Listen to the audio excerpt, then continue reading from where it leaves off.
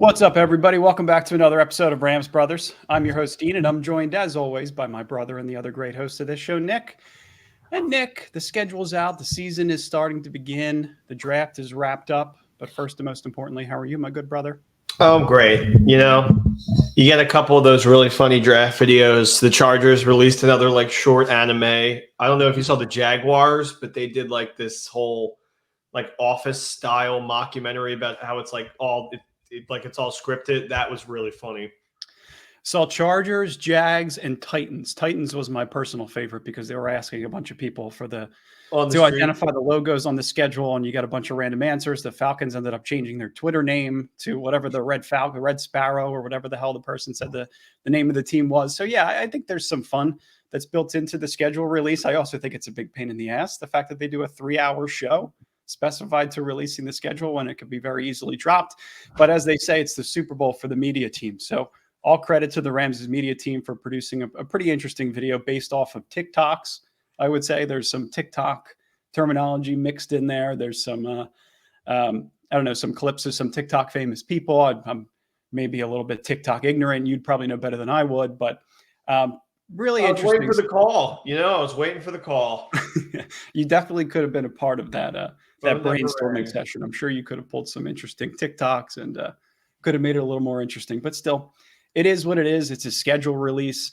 I think the way that we've kind of just envisioned this episode going is, we're going to kind of go team by team, looking through the previous history of the team, the past year, the draft, everything that they've done from an offseason perspective, and just kind of evaluate based on what we're seeing with the Rams. Obviously, we've been just kind of following them very, very closely in terms of what they're doing with their roster through the draft and how they're going to approach the season, the methodologies they're going to implement.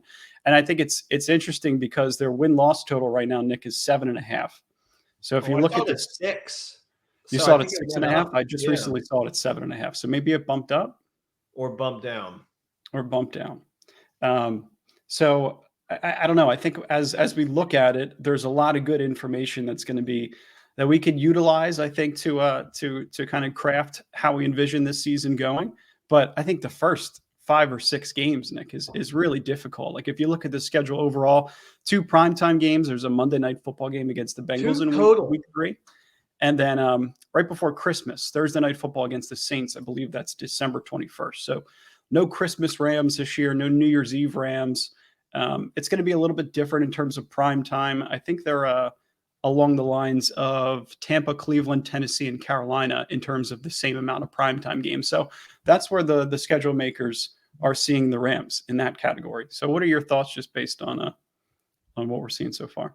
I thought there was New Year's Eve Rams. There's not New Year's Eve Giants Rams? No? I don't think so. No. I don't think that the Giants Rams is New Year's Eve. I want to say Giants is a home game. That's week 17. I don't think that's New Year's Eve. Okay. Regardless, I think 2 primetime games is unfortunately correct.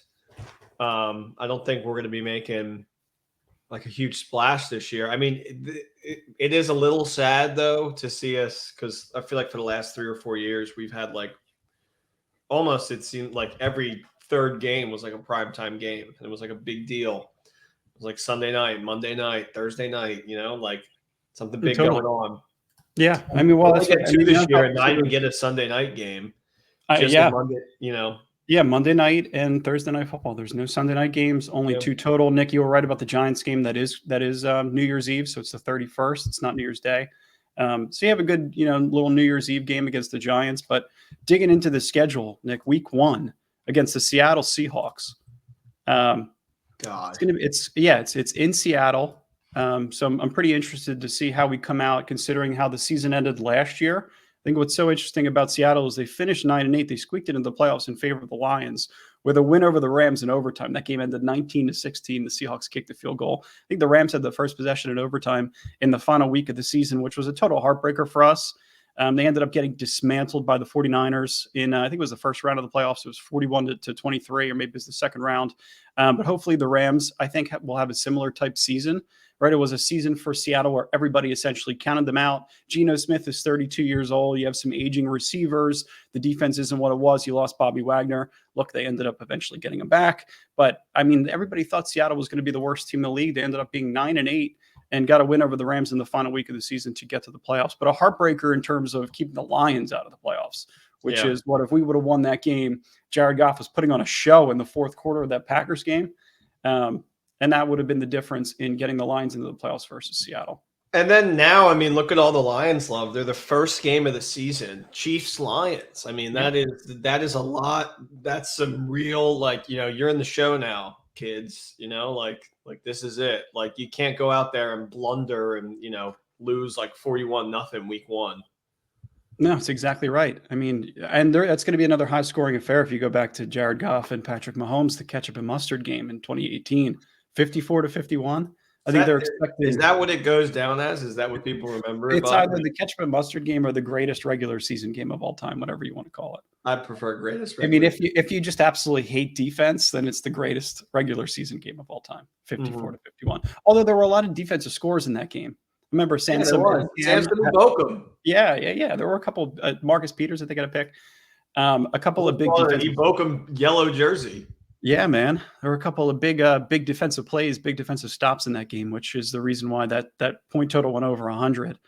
So I'm really intrigued to see what the Lions do this year, but specific to Seattle, signing Geno Smith to a $25 million per year extension, $75 million over 3 years, which is 15th among quarterbacks.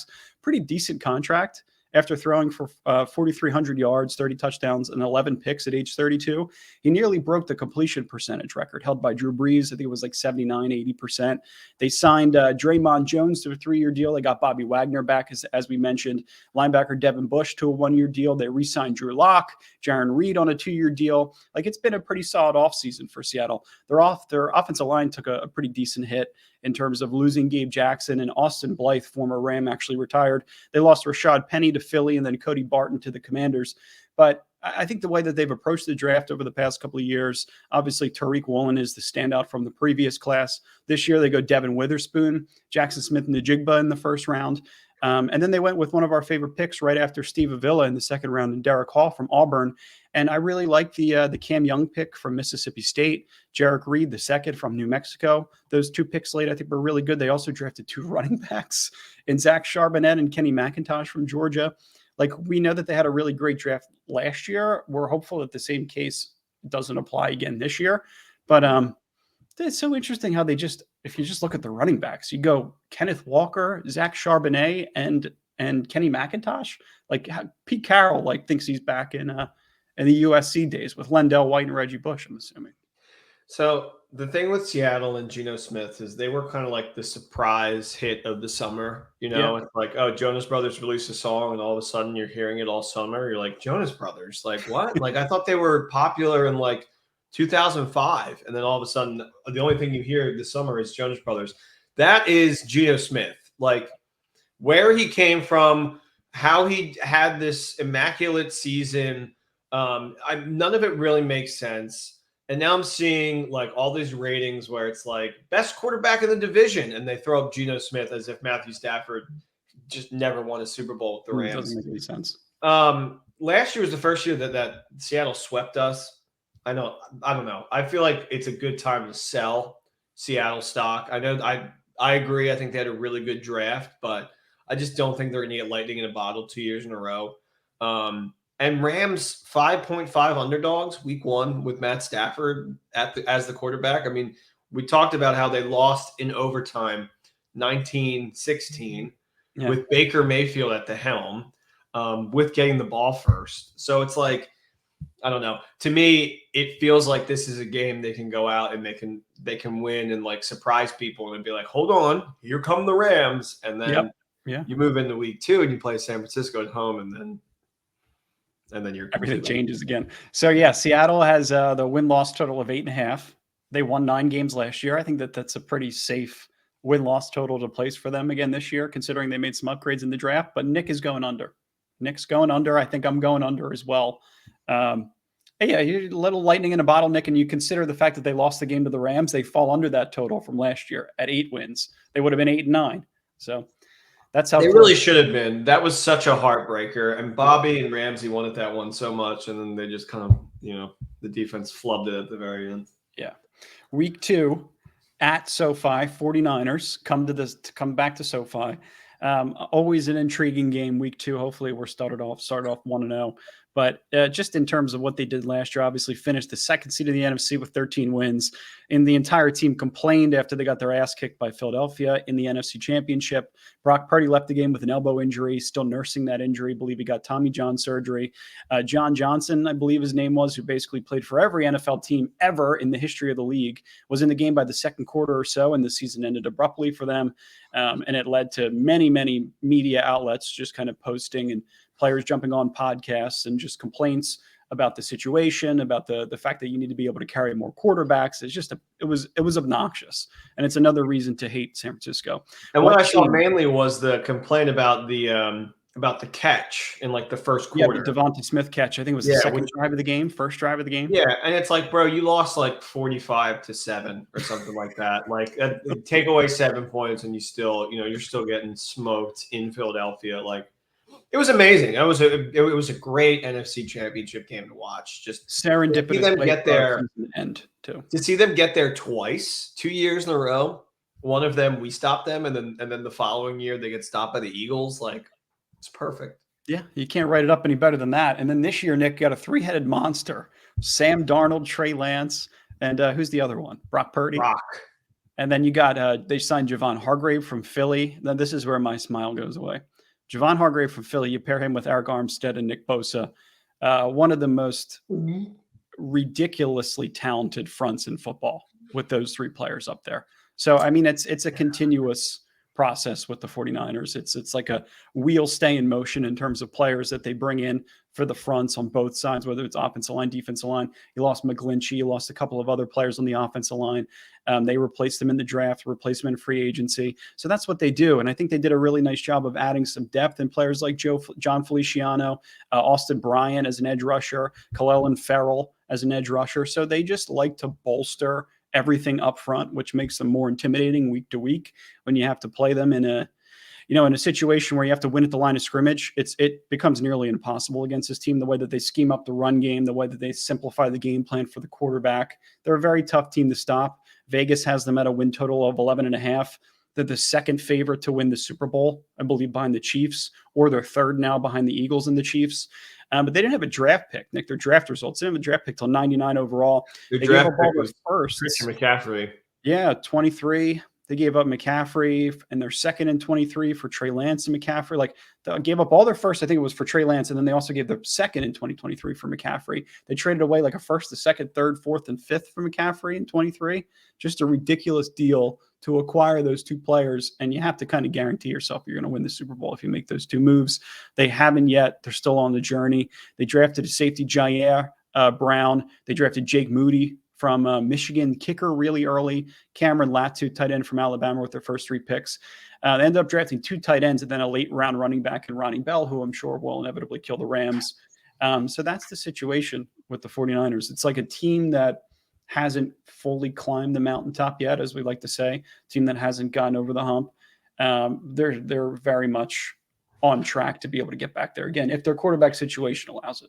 My favorite thing about it all last year was Ben Roethlisberger goes on podcast and he's like, I got a call from San Francisco. I could, lead this Niners team into the Super Bowl. And I was like, you know what? I can't. I'm forever a Steeler. And it's like the fact that they called Ben, he said no, and then felt the need to just like use it as fuel for his podcast. Like, they are, I mean, they're the best team in football minus the quarterback position. And you bring in Sam Darnold. I mean, all the language that they're speaking right now with Shanahan, he's saying Trey Lance is the guy, Lance is the guy, Lance is the guy. I'm talking about trading him too. I don't. Well, no, apparently they were answering calls. They weren't making calls. So that's that's the difference. It's different. It is different. Yeah.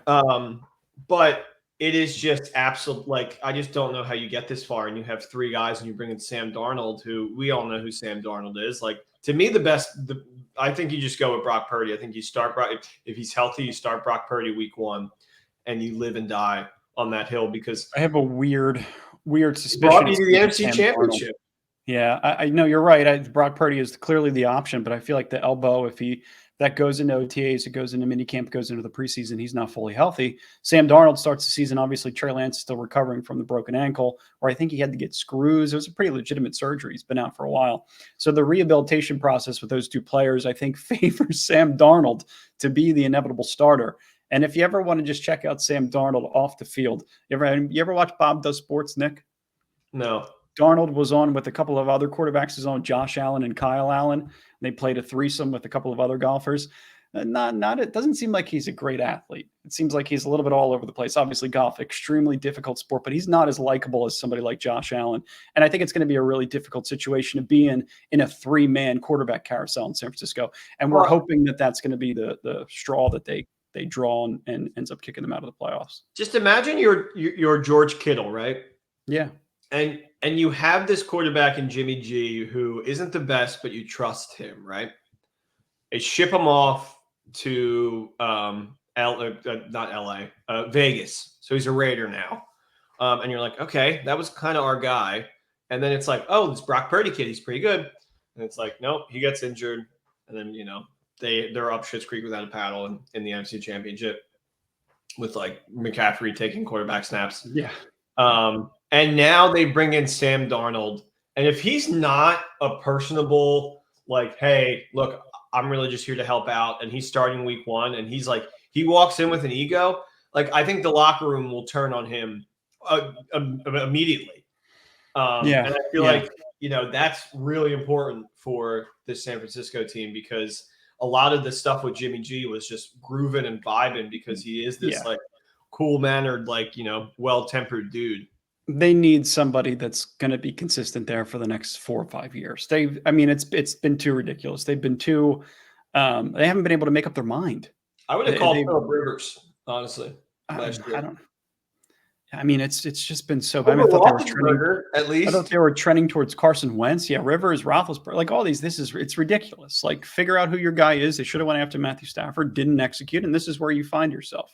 Should have went after Tom Brady. Yeah, or could have went after or Rodgers, right? Like, what are we doing here? Rodgers was like, I'm definitely not going there. So that was just despite ridiculous. Everybody besides the owner in the building not working there when he wasn't drafted, like Rodgers is still like, it's ridiculous. Week 3, we get the Bengals at SoFi. So one of our primetime games, Nick. The Bengals waiting all day till Monday night. That's going to be a really funny, obviously, a Super Bowl matchup. Super Bowl rematch rather. And it's, being a Bengals fan, how tough is it to get past the Chiefs? Like, I'd be pretty furious if I were a Bengals fan. I know that theoretically to get to the Super Bowl each year, I'd have to get through Mahomes. Like, that's the situation that you're in, or you have to get through Josh Allen. And then you get through Mahomes and then it's like, Aaron Donald. Yeah, right. Yeah. Joe Burr and Patrick Mahomes, I feel like is the greatest quarterback rivalry since Peyton Manning and Tom Brady. But then you throw in Josh Allen and Aaron Rodgers in that conference, and like, I'm not able to take my eyes off of the screen. So the entire AFC is going to be extremely fascinating. Like the Bengals, I think they did a good job of finding themselves some cash to spend after some other teams poached some of their free agents, Von Bell, P. Ryan. But that combined with the limited number of teams in the market and the right budget, left tackle Orlando Brown ended up just falling into their lap. So you got some legitimate protection for Joe Burr. There's a reason why they're expected to win 11.5 games this season. That was a huge, huge signing for them. But they also signed Nick Scott, Sidney Jones, Irv Smith. Like, they certainly got better, maybe not in the trenches outside of Orlando Brown Jr., but I still think they've been pretty tough consistently, and I don't think there's any reason to expect them to drop off. I think they're going to be just as good, if not better, as they were last year. You go Miles Murphy with their first pick. I just don't love Clemson edge rushers. I feel like he's a little bit more promising than some of his predecessors. But then DJ Turner and Jordan Battle, we absolutely loved both of those players. They solidified the back end of the defense. You can't, long story short, don't let Eli Apple get worked again in another Super Bowl. And we also loved Charlie Jones from Purdue. So the Bengals made out really well in free agency and via the draft, and I expect them to be. I would put them in the Super Bowl this year. Like, how consistently is Mahomes going to be able to get through that AFC Championship gauntlet? Allen, Rodgers, throwing Justin Herbert, throwing Lamar Jackson. It's going to be really difficult to get out of that. So throw in Trevor Lawrence. Thank you. Throwing Trevor Lawrence, absolutely. Yeah, Bengals are going to when you have Joe Burrow as your quarterback. I think he proved that no matter who you throw around him, if you give him some offensive weapons, he's gonna light it up. Also, Lamar Jackson this year too. That's a team that I can't wait to preview. But yeah, I think the Bengals have just as good of a shot as the Chiefs or the Bills, totally, which I think are the top 3 caliber AFC teams. So I really wanted Bengals Eagles because I thought it'd be really cool to see the Bengals get back. I would like to see the Bengals win a Super Bowl. I think they've knocked on the door enough. Yeah, and you know what? Not to ruffle any feathers here, Rams fans. I don't think we're going to win a Super Bowl this year. So fine. It would be nice to see a team that's kind of, not a dynasty, not a Chiefs or a Patriots kind of. Jacksonville, the Bengals, the Jets, Ravens, Ravens would. Yeah, I've seen the Ravens win before, but totally right. I think our thinking is very much aligned there. Then we get to the Colts. In Indianapolis. I think this has a chance of being our first win. Yeah. Jeez, start 0-3, then go 0-3 to the Colts, who finished 4-12 last year, Nick, 3rd place in the AFC South. They somehow weren't the worst team in the AFC South, right in front of the Houston Texans. They started 3-5-1, fired Frank Reich, and then won the first game with Jeff Saturday to improve to 4-5-1, and then lost 7 straight to end the season. Oh my God, and lost the legitimate entertainment. Lost the greatest gambling game ever, where they were up, I think, like 35 points to the Vikings. Yeah. And then like, I'm like, oh, game's over. I like leave. I'm like out in town with my girlfriend. And we walk in a sandwich shop for lunch, and I see the Vikings kick a game-winning field goal. And I'm like, what's going on? How did this happen? Jeff Saturday, thank you. Jeff Saturday. I mean, they've had a fun little offseason for the Colts. Like we kind of like compare it to if we were running a team, we had access to a dynasty in Madden. They signed Matt Gay to the largest free agent kicker contract of all time. Samson Ebukam was signed. Gardner Minshew was signed. They brought in former Eagles offense coordinator Shane Steichen to be the head coach, and then they moved on from Frank Reich. They traded away Stephon Gilmore to the Cowboys. I feel like they're going in the right direction. And then with the draft, Anthony Richardson, Julius Brents, Josh Downs, Blake Freeland, Aid, Darius Rush. I mean, that haul alone, I think you and I would have been screaming happy with. But then you also take shots at somebody like Will Malroy, Evan Hall, Jake Witt, some later round picks. And it should be fun to see how they are. And it's if you're a football fan, you're going to be watching Anthony Richardson under center. Like, no matter what happens, that's going to be what you're watching. If it's whether it's on Red Zone or you get the Sunday ticket and you want to just pop it on for a minute, it's must-watch TV. They're at 6.5. We could see a situation where we get the first game with him, and the prior games are Minshew, depending on how the year, how they see the year going. So that could be really fun.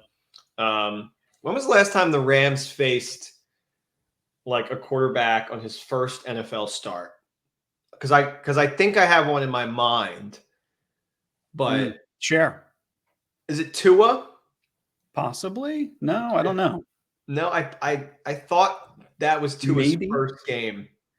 Well, back in 2020 when they got Rams got their ass kicked. Yeah, Goff threw like 3 interceptions. Goff had 4 turnovers in the first half, 3 huge fumbles. Yeah, and everybody was like, Wolford should be playing right now. You might be right. It's happened before. I would imagine it's happened. And then, funnily enough, I think that Goff's first game was against the Dolphins.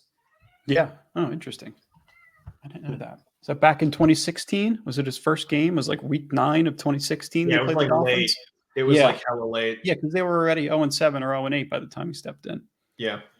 Something like that. Okay, week 5. Then we got the Birds. Eagles come to SoFi Stadium, Nick, right around your birthday.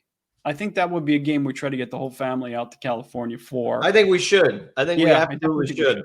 Yeah, I think The Eagles, they obviously lost in the Super Bowl to Andy Reid and Mahomes after having a 10-point lead at halftime. One of the in the history of the Patriots were the first one. Lost one back to the Raiders when Jaws was the quarterback in the 80s. But this one was also extremely difficult for the fans. They lost Javon Hargrave, CJ GJ on the defensive side of the ball, able to retain Bradbury Slay and Fletcher Cox. Obviously, Jason Kelsey re-signed. They got him on a better deal. Some other veteran players stuck on both sides of the ball. They lost Isaac Seumalo, but they have an in-house replacement with Cam Jurgens. And we know how the draft went. Do we even have to talk about it? Georgia Bulldogs. I mean, come on. Keely Ringo, Jalen Carter, Nolan Smith. Can't believe they got Ringo. Break our hearts. Yeah, I know. I can't believe that they got Ringo. It's the all Georgia defense, right? I mean, I just can't remember the last time, and this is really impressive, and I give all the credit to Howie Roseman. I can't remember the last time a team played in the Super Bowl, and then the following year they had 2 first-round picks. Yeah. When did that happen?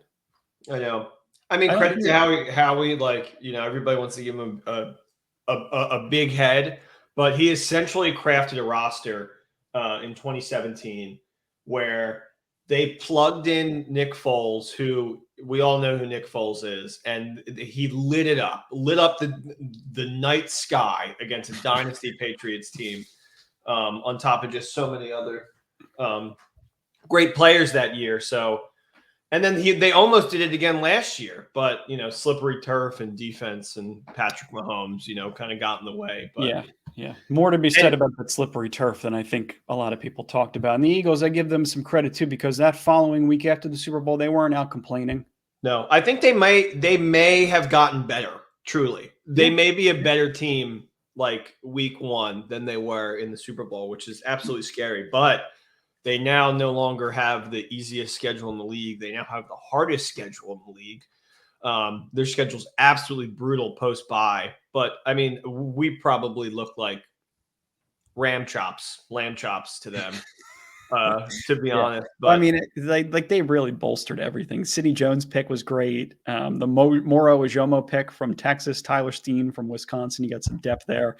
Like, as a fan of them, I'd be super happy with the squad. Oh, by the way, they traded for DeAndre Swift also. Yeah. So, I mean, just amazing. Incredible. Yeah, but they're like you said, hardest schedule in the league, win-loss totals 10.5. So yeah, I like them to go over. I think we're going to be at this game no matter what, honestly, just because of the fact that it's like right around my birthday. It's like a great time to come to LA. It's going to start getting cold for you, and it's going to be like nice and like, you know, hot in October. Yeah. It's going to be fun. I don't think we have a real shot in winning this game. I mean, obviously anything can happen, you know? Yeah. But I mean, it's, you know, are currently the pedigree of the NFC. Yeah. A couple of key players can be banged up, could be down. You know, it's you're playing in your house. You know, they're traveling all the way across the country. There's some factors in there that could play into your favor. And then week 6, Nick, we have the Cardinals at SoFi. So we went Eagles and then Cardinals and then the Steelers at SoFi. So 3 straight weeks of home games. 2 straight birds. Yeah. Yeah. So they finished the Cardinals dead last year, 4-13, just dead last. And then what happened to Cliff Kingsbury? Well, he was dismissed. And then immediately he took off to Thailand, where he caught it up next to a few models and had himself a week full of gin and tonics. He comes back to be the quarterback coach at USC, work under Lincoln Riley with Caleb Williams. I would say that's a pretty nice way to reintroduce yourself into football after vanishing to Thailand for 3 freaking weeks. I guess. I mean, I always look at it like, and I know that this isn't true because they're probably paid comparable, but when you go down back to the college when you were in the professional NFL National Football League, I feel like that's always just like, it's always a slight, you know, it's always like, ooh. Yeah, you went back. You went backwards. You were a head coach, and now you're a quarterback coach for. Right, not even a head coach. He's a quarterback coach. I'm sure. I mean, Caleb Williams is going to pop off this year once again. Well, I guess maybe he thinks if Lincoln Riley gets an NFL head coaching job, he could be next in favor for USC as a head coach, which does kind of make sense, has the experience. So I kind of see where he's going with that. But Riley's not going anywhere. yeah, they hired Jonathan Gannon, aka Murr from Impractical Jokers from Philadelphia, who was introduced to the team in the most awkward way possible. Do you see him just going shoom, shoom, shoom, shots, explosives, No. to the point where Buda Baker requested a trade. He was that awkward. Buda Baker was like, "Get me the hell out of here." Oh man, I heard he was talking. The only thing I saw with him is that he was talking about the harsh Philly media and how fans wanted him fired after like week 2. Which, to be fair, I follow a lot of Eagles fans. Everything I saw was like he was the scapegoat. What it seemed like last year.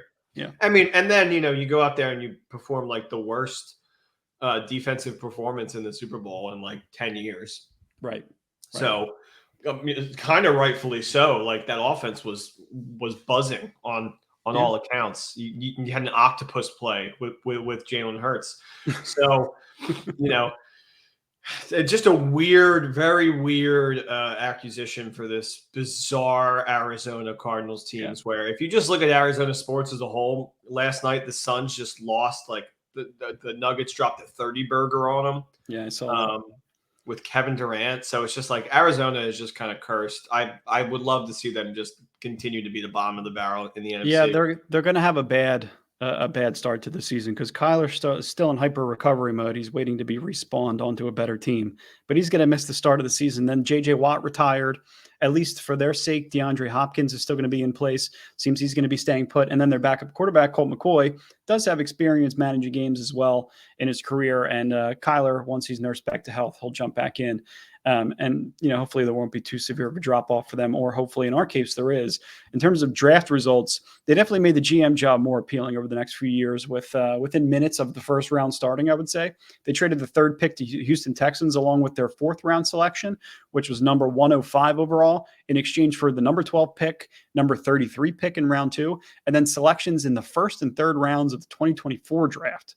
So that's a damn haul to move up 9 spots for the Texans. I love that. I thought that was awesome for so many reasons. Awesome on both ends. Yeah. And then they ended up with Paris Johnson with pick 6, who's arguably the best offensive lineman in the class. They got B.J. Ojolari, who's a highly coveted edge rusher from LSU, Michael Wilson from Stanford, John Gaines from UCLA, and then their future Colt McCoy replacement in Clayton Tune, quarterback from Houston that we really liked.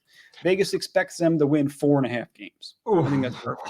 I feel like they're going to finish with like 5, honestly. So I would shockingly go 3, 4, 5, somewhere in that range. I would shockingly go over on that. I thought what they did was, at least for like what the GM did and what the Texans GM did. Texans got 2 players that are going to be in their core for like 6 years. And I absolutely loved it. I think they were contenders to be winners of the draft.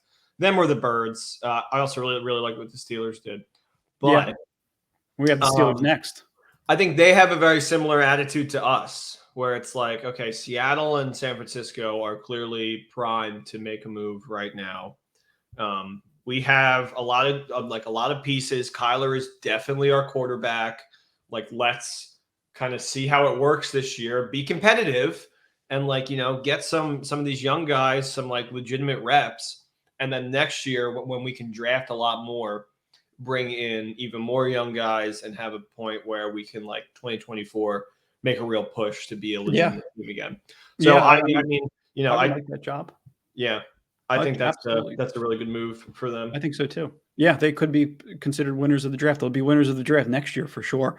So then the Steelers, Nick, 9-8 last year. Mike Tomlin still hasn't gone under 500 in his career, which just truly solidifies the fact that he's a unanimous Hall of Famer. One of the best coaches in our generation. It would be, Nick, the stat would be his 17th straight season of not going below 500. No, they're gonna go over 8.5. I would trust Mike Tomlin to do anything. That's what I'm saying. This is my lock of the year, is the 8.5 going over that total. Kenny fucking Pickett. Excuse me. Kenny Pickett came a long way towards the end of the season. And he came on a little bit, I think, like in terms of his overall potential. You could see some of it. Obviously plays with 2 gloves, doesn't have a big arm, but they have some really the 2 gloves. There's nothing wrong with 2 gloves on a quarterback. Oh, Kurt Warner did it. I mean, he's the one who kind of originated it. Yeah, nothing. No, I agree. Nothing wrong with it. If he gives you better grip, all good. You Um, hate it. yeah, I mean, you got George Pickens and Pat Fryermuth and another good receiver on the outside. And I think that team's going to be tough. The running game's always tough. They're always tough on both sides of the line of scrimmage. Luckily that this game's in SoFi, so we don't have to go back to Pittsburgh, which reminds me of that 2018 season where they just demolished us. I think it was like week 2019, 12 I or think. week I think it was 13. 2019. They lost Cameron Sutton. They lost Spillane. They lost Devin Bush and others to free agency, but they brought in Patrick Peterson, Isaac Seumalo from Philly. They got Cole Holcomb. They got Landon Roberts. They got Nate Herbig to help beef up the roster. In terms of the draft results, we're talking Joey Porter, Keanu Benton. Like they all kind of fit the description. Broderick Jones, offensive tackle in round one. So, I mean, they are just kind of like the perfect example of how to stay competitive in a really tough division consistently. I mean, 17 years, 2 Super Bowls, and eventually building the roster back up to be able to get back to another one. I think being a Steelers fan, alongside of being with an Eagles fan, a Chiefs fan, a Bengals fan, you're in a good spot for the A future. Rams fan. And a Rams, of course, always. Yeah, I mean, still, I mean, we didn't win 2. Steelers went to 3 and won 2, and we went to 2 and won 1, but still got Matthew Stafford, Aaron Donald, Cooper Kupp. Did you hear that Donald was like, "Yeah, I was never going to retire." Never. Yeah. Never. That's I don't what think I he's said. ever. My 2 fears were A, he's going to retire, and B, he would eventually go back to Pittsburgh. So it seems like both of those are fallacies. Yeah, I think the Rams are going to do every single thing that they can to keep him a Ram for life and eventually Totally agree. get the Donald statue, which I think would be the takeaway from everything from like end of the career, all those guys. I know Kupp was the MVP. If you're making one statue outside of SoFi, I think it's Donald with the pointing to the ring. Totally. I think that is the true blue statue. So, I will be at the unveiling 1,000%. I hope they don't overdo it and it's like Kupp, Stafford, McVay. I don't care. Donald. Hey, if any of them get statues, I'll be at the unveiling. I mean, they're attached to us, these players. It should be. I think it should be Donald personally. I do too. I do too. But Cooper Kupp, Super Bowl MVP, you go back and forth. Speaking of the Cowboys, MVP should have been Donald. Yeah, I agree. I'm going back to the last game of the Cowboys this season last year, where a divisional round seems like they've ended every year of the past 27 years.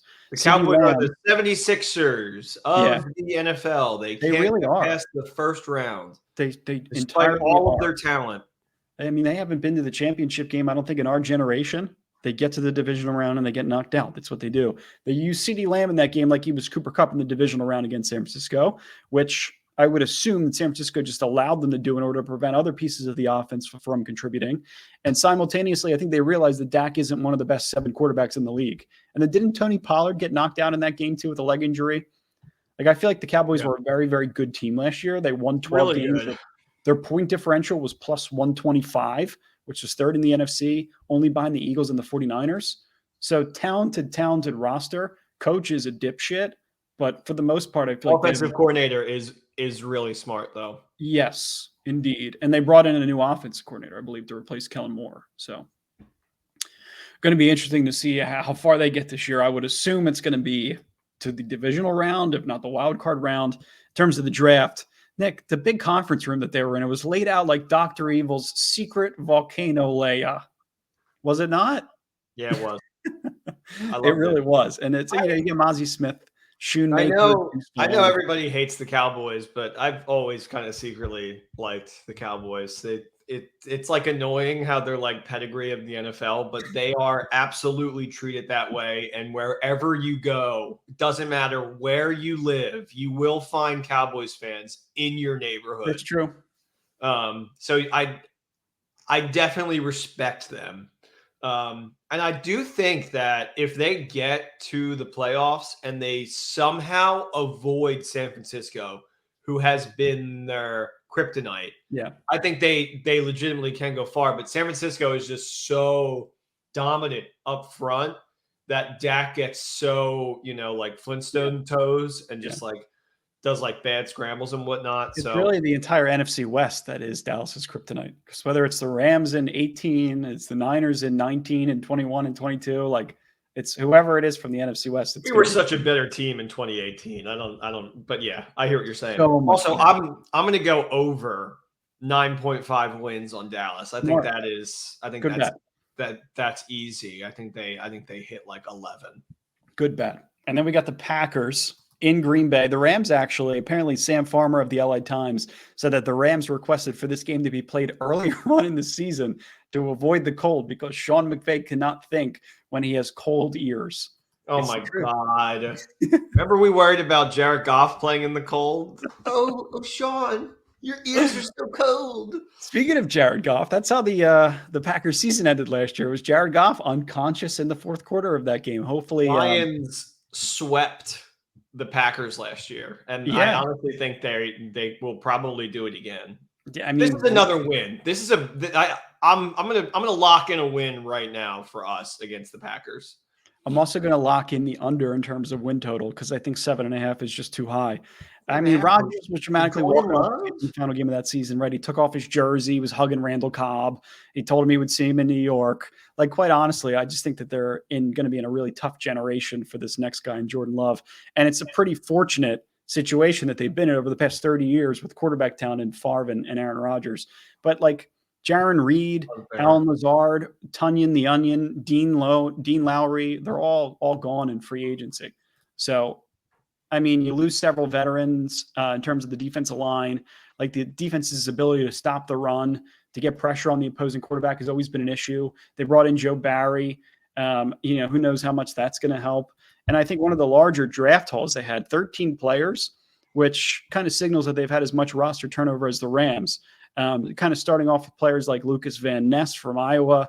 They went Luke Musgrave, Tyler Kraft, Jaden Reed to support their not-so-new quarterback. They went Carrington Valentine late in the 6th or 7th round. Then they went Grant Dubois, who Steve Smith loves. So interesting what the Packers have done. I'm just not intrigued by the quarterback. I'm not intrigued by the coach. And I think they have some aging skill players that could be moved elsewhere and probably contribute better on a different team. Packers fans want to tell you that they won the trade, and Jordan Love is, even if he's has a down year, they still have great sights moving forward. As if they didn't just have two of like history perfect quarterbacks. Right.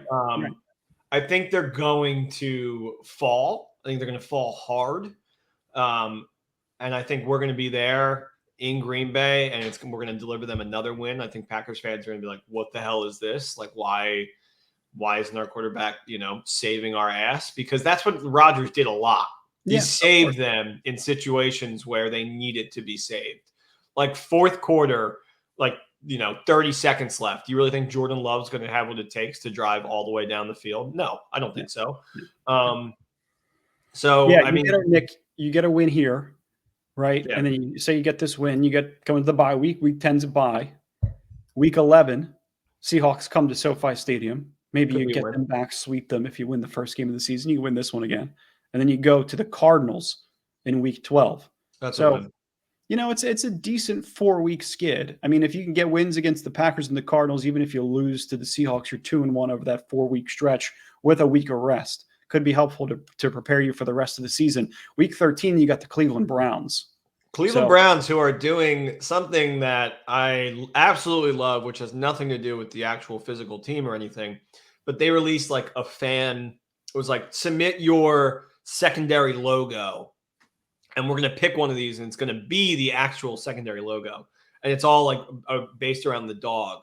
So there's like 2 to 3 that are just awesome. Like really, really cool. And I think that's just really rad that like a professional team is not like, oh, well, we know what the fans want, and we're going to put something out there that even if they don't want it right now, they'll learn later that this is the correct logo. I think it's a democracy in the United States is how the country functions. And it's nice because, right, like you could offer the vote up to the fans. You could have submitted 3 or 4 logos for Rams fans and just had them kind of pick and vote. Same way I guarantee they would not have picked this, but that's okay. Yeah, probably not. So probably would have picked something that looks a little more like a Ram or has something to do with the Ram besides like sunshine waves but it's okay. Yeah, but I love the idea of letting the fans vote for it because they're the ones that are going to be buying the merchandise. So you want the unanimous agreement there Right. as well. But I'll let you take the Browns because they were 7-10 last 7 year, and and 10 last year, last place in the AFC North with 7 and 10. Just goes to show how great of a division that is historically. Yeah. Between them putting a lackluster product on the field consistently through our lifetime and the Deshaun Watson scandal, I barely watched them. I remember tuning in more when Deshaun was in. Yeah, it was like week 7, week 8. Yeah. I want to separate the art, or like not separate the art from the artist, or whatever I'm trying to say. Deshaun Watson, terrible human being. Before the Brown season was historically an amazing quarterback. So, I mean, I don't know. I wasn't on the jury or anything like that. Like, he's clearly ready to play and he's playing. So I'm going to watch it. I hate all the stuff that he did, of course, but Yeah. he was I really liked watching him when he was on the Texans, especially So did when he was I. on the Texans. Yeah, so did I. But then Because they he had also such a crappy team, and now he's in Cleveland, which is another like historically bad team. So it should be like I'm excited to watch him play a full season, honestly, Yeah. particularly in this division, which is going to be such a best division in football easily, I think. Yeah, I mean, it's definitely going to be tough. But I mean, you lost guys like Kareem Hunt, Jadeveon Clowney, Greedy Williams, Jacoby Brissett, John Johnson III, and they added some talent on the defensive side of the ball to replace some of those names we just mentioned. Juwan Thornhill, they added Obo, Dalvin Tomlinson, Mike Ford. They also added Jim Schwartz, who won a Super Bowl in Philly in 2017 as their defensive coordinator. Marquise Goodwin and Elijah Moore added as weapons for Deshaun Watson. So certainly a busy offseason. And like having a win-loss total of 9.5, I think it kind of signals the fact that the league believes Deshaun Watson healthy with weapons is good enough to win 10 games in this league. So yeah, which is what I believe as well. I think the only thing you have to really look at is every team in the AFC North is going to have a win total that's like very high because they're all primed and prepped for it and they're ready. So I don't know, like I wouldn't take every single NFC North team to go over. Like I love the Steelers because of Mike Tomlin, but here I'm leaning under 9.5, and I think they hit it with like 9 exactly. Yeah, you could be right. Yeah, they struggled last year. I mean, 7-10 is not a great record, but you add players like Cedric Tillman in the draft, another weapon. Like 7-10 with Jacoby Brissett being your quarterback for most of it. And then, I mean, the one game I watched last year all the way through was Jacoby Brissett versus Tom Brady. And the Browns were able to squeak in an overtime victory, which was just like so amazing. I do remember that. His like third loss in a row. It's like, listen, Tom Brady doesn't lose 3 games in a row. You got to be an idiot to bet on the Browns. And of course, I bet on the Browns, and they won. Yeah, and they replaced Jacoby Brissett with DTR in the draft. Added Isaiah McGuire, who we liked from Missouri, DeJuan Jones, Luke Weipler, Saki Ika. They were all on our big board, so I think they did a good job. So I understand why it's at 9.5, but could go under, could go over. I think that's a perfect line. And then you have right after that the Baltimore Ravens, who I know you. My favorite AFC team.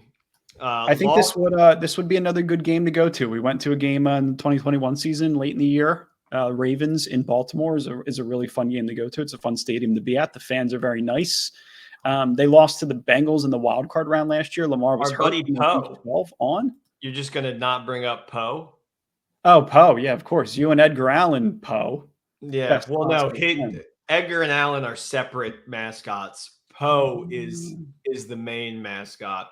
Of course. Mm-hmm. Of course he is. Well, how could I forget that? Yeah, we love Poe. We love Poe. But we also love Odell, who I would be going to see.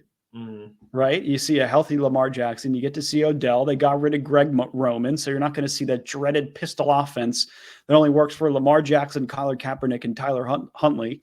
Like, I expect them to be much more explosive offensively. They added Nelson Aguilar on a 1-year deal. They also re-signed running back Justice Hill. Baltimore lost a few free agents, including guard Ben Powers, tight end Josh Oliver, and then defensive end Calais Campbell, who was most noticeable. But the draft was highlighted by Zay Flowers, like Trenton Simpson, Tavius Robinson, Kai Blue Kelly to bolster up the defense. And then they took 2 tackles for depth, one of which was Andrew Voorhees from USC. Like some really good stuff in terms of how this team kind of continues to stay within that range of the Steelers and the Browns, like who's going to kind of compete and emerge to be the best team in that division, between the Bengals, the Steelers, and the Ravens and the Browns. I mean, it's a great division to your point. So excited to see where we go with that. And then we go Commanders. I lean over 9.5. Yeah, me too. Ravens over 9.5. I take, Steelers and Ravens, I think, are going to be the ones to take over. And just because the Bengals is so high, I might go a little under. Yeah, I get it. And then the Commanders, Nick, at home. So the Washington Commanders, they come to SoFi. I believe it's the first time they've ever played in SoFi. They were 8-1, last place in the NFC East. Tough sledding, but found themselves with a fourth place schedule for this year. The Eagles, Giants, and Cowboys all made the playoffs from the division last year, and the Commandos did not.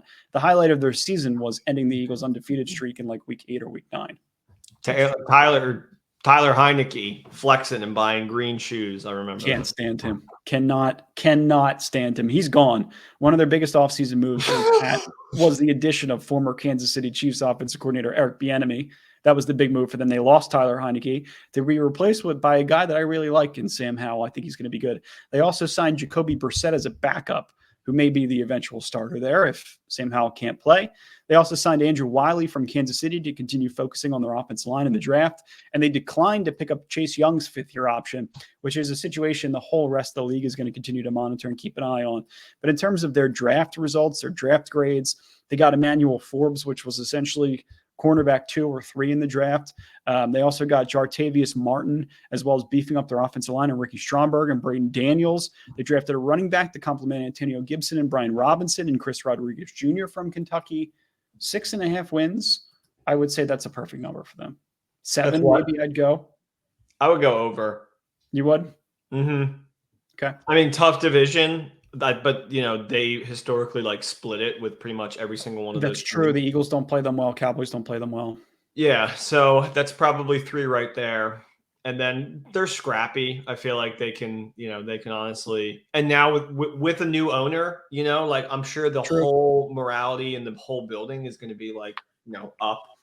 You kind of get out this gremlin who has historically been horrible as an NFL owner in Dan Snyder. So should be interesting. I think they're an interesting team to watch this year. I think we beat them though at home. I think that should be a win for us at home. That should be one that we circle as a win.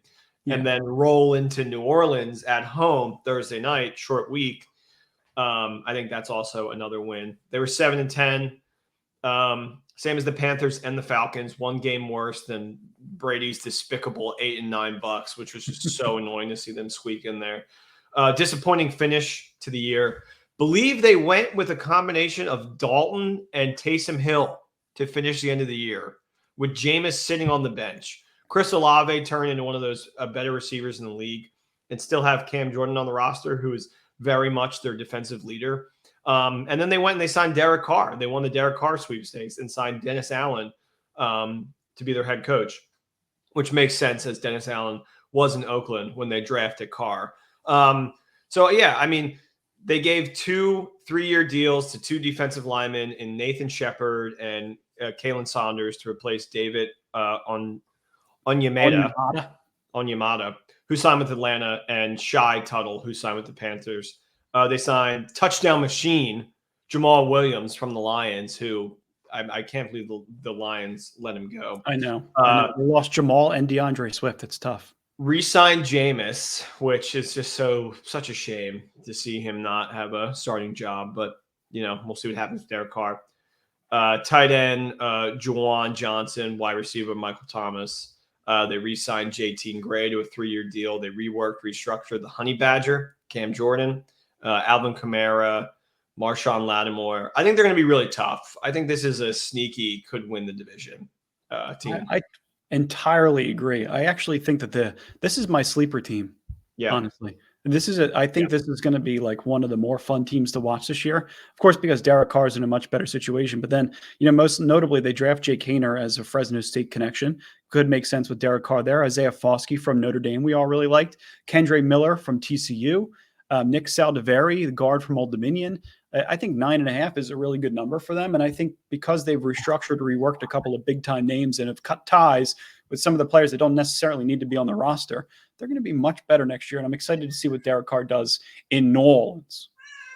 I think 9.5 is really high, but it should also kind of tell you everything you need to know. If Vegas is projecting them to win 9.5, clearly they're going to be poised to be like a good team. Better than last year, for sure. Yeah. Nine is a lot. 9 could get you in the playoffs, and they could easily. I mean, I think they win the division. Truly, I do too. So I think you get a playoff spot from that alone, regardless of wild card or not. But yeah, Derek Carr, I think, was just totally like blackballed by the worst head coach in the NFL, in Josh McDaniels. So I think he's going to have a much better time in New Orleans. I think so too. Yeah. I'm excited for him, his family, everybody that's surrounding him. It's like he's a much better situation. It's a quarterback that, his older brother didn't have a great career. Younger brother's probably a more talented athlete. As young kids, just want to see him flourish in the right system. And I think he will in New Orleans. It's a good situation for him. And then we got the Giants, Nick, at home. They finished 9-7-1, third place in the NFC East. They made the playoffs. They beat the Vikings in dramatic fashion in the first round, which I think we all expected because the Vikings were such a fraudulent 13-win team. And then their playoff hopes were painfully ended in Philadelphia by the Eagles in the divisional round. What changed, though? Daniel Jones got himself some new weapons, and Saquon is back for another year, it seems. But Darren Waller and Paris Campbell are two big injury risks, but two clear upgrades. And then ditto for rookie Jalen Hyatt. On the other side, Bobby Okwukwe and then first-round cornerback Deonte Banks should help the middle and the back end of their defense, which is where they needed the most possible supports, where they struggled the most last year. Then they shored up the middle of the defense by extending Dexter Lawrence and then signing linebacker Jared Davis and safety Bobby McCain. So on paper, they got better. Vegas thinks on paper they're about the same. Their draft results, Jalen Hyatt, John Michael Schmitz, Deonte Banks, Eric Gray, which is a solid haul for them. And I think they're definitely an up-and-coming franchise, have a great coach in Brian Daboll. But Vegas thinks they're going to win 8.5 games. Coach of the year, Brian Daboll, going to make it work with Daniel Jones and his now somewhat hefty contract. And you somehow also bring back Saquon Barkley. I think there's a real belief in the locker room that this is a team that can go out there and win the division. Really tough schedule, just like the Eagles. But I think you're going to see some falter from the Birds. I don't think the Giants are going to go out there and win the division, but I think they're probably going to be a playoff team again. So I would lean over. I swear to God, every single one, it sounds like I'm going over. But Giants, Cowboys, Eagles could all win somewhere around 9, 10, 11 games. Yeah. Mm-hmm. So, I mean, yeah, it's the Giants. It's a team that kind of historically has been abysmal and yet great at the same time. So you kind of never know what you're going to get. So it should be fun. It's true. And then we close it out with the 49ers in San Francisco week 18. Would love to play spoiler and kick them out of the playoffs somehow with the final game. Or an opportunity to potentially make the playoffs in the final week of the season against San Francisco in their own building would be really nice. Maybe a game where they don't care too much, kind of go back to 2017, 2018, where they kicked our ass. We had all of our starters rested, and Sean McVay said, I'm never doing that again against Kyle in my life. So, yeah. Should be interesting to see how the season goes. So, Nick, final win-loss. You want a little record prediction here out of you? All right. Week 1, Seattle. Win. No, just record. We can't go through the whole schedule. Week 2, San Francisco. Win. Hold on. Let me just look at it real fast. I'm going to go with 9, 10 wins, I think is kind of our sweet spot. Oof, that's way too high, my man. You think? Yeah. No, I think we're a 9, 10 win team this year. I think we're 9 wins, 8 wins is perfect. I think we're going to sit at 7. Okay. Yeah. Because there's only at least last couple years, there were games where you could write off not last year, but the years prior, where it's okay, that's definitely a win. That's definitely a win. There's 2 definite wins this year. Well, so we'll go real quick. What we think are wins: Week 4 Colts, Week 6 Cardinals, Week 9 Packers, Week 12 Cardinals, Week 15 Commanders, Week 17 Giants. What's that? 6? Yeah. 6 wins. Yeah. So So that's, And I then, think, like, you know, counting one of the Cardinals games that doesn't count any of the Seahawks games. I was gonna say, I think they probably do Yeah. win a Seattle game. Right. So, and then, you know, who knows? Maybe they don't get swept by San Francisco this year. Yeah, who knows? Maybe not. Maybe who I guess remains to be seen. And then Nick, I want to do a I'm quick gonna go word from our 7, sponsor before Final we score. If you sign can off. find them the season total at 6.5, I would bet it. But if you see it at 7.5, I would just stay away. Yeah, yeah. And then how about a word from our sponsor to close this out for today?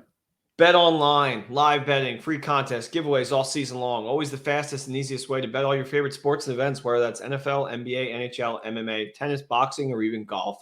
Head to betonline.ag, not .com, .ag, to join and receive your 50% welcome bonus with your first deposit. Make sure to use our promo code BLEAV. Receive your rewards. Bet online, where the game starts. Thanks for listening, everybody. Appreciate Thank you, guys. We love Don't you. forget, like and subscribe. Smash the like button. Blah blah blah. All that. Please subscribe. Get us to 1,000 subscribers. That's our mission here. We're very, very close. Help us get over the top. We love you guys. Thanks for listening, and go Rams as always. Who's Peace. out?